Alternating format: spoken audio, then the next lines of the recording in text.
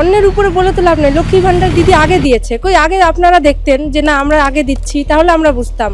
এখন দিদির উপরে বাটপাড়ি। আমরা এখন লক্ষ্মী ভাণ্ডার বর্তমানে লক্ষ্মী ভাণ্ডার আমরা ১,৫০০ টাকা করে পাচ্ছি, ওনারা বলছেন ৩,০০০ দিবে, দেয় তো নি। ওই জন্য আমরা চাই আগে দিক, তারপর চিন্তা করব। আমাদেরকে যা দিচ্ছে ১৫০০ টাকা, ওইটাতেই আমরা খুশি।